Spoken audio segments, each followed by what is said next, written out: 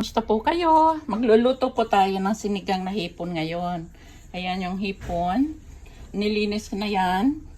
Tinanggalan na yan ng bituka sa likod. Yung lahat yan. At ang ating isasahog ay ito, okra, sitaw, kangkong. Hiniwalay ko yung tangkay kasi matagal ito maluto.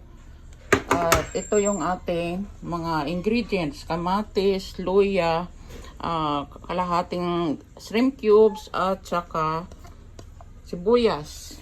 At of course, hindi mawawala ang sinigang mix, patis, saka asin.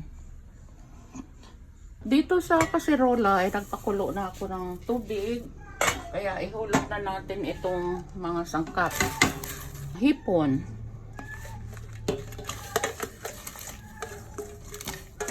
Saglit lang yan. Sabay na natin itong tangkay ng kangkong, sitaw, at okra. Kasi madali lang maluto itong hipon. Isang kulo lang ito na. Saka lagyan natin siya ng asin.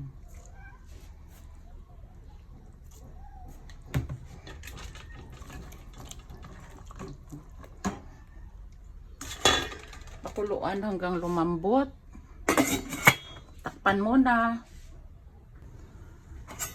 At ayan, kumulo na. Lagyan na natin siya ng sinigang mix. Isang maliit na pouch lang. Ay, tama na.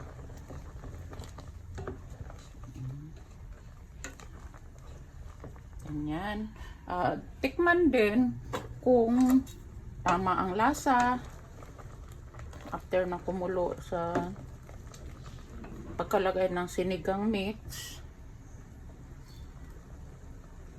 magdagdag ng patis kung kulang sa alat.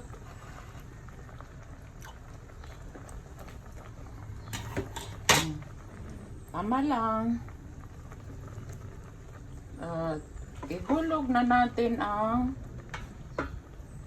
lagyan din natin siya ng kunting pamintang durog para mas malasa.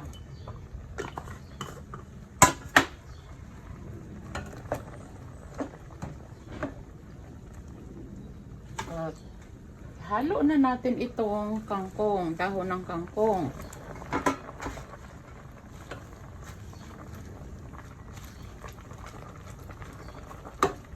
Ganyan lang ako magluto ng sinigang na hipon.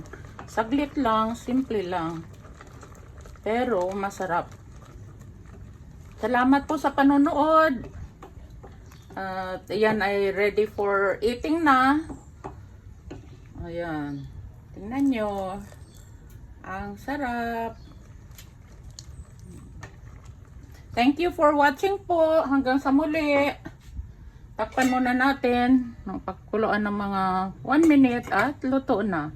Salamat po!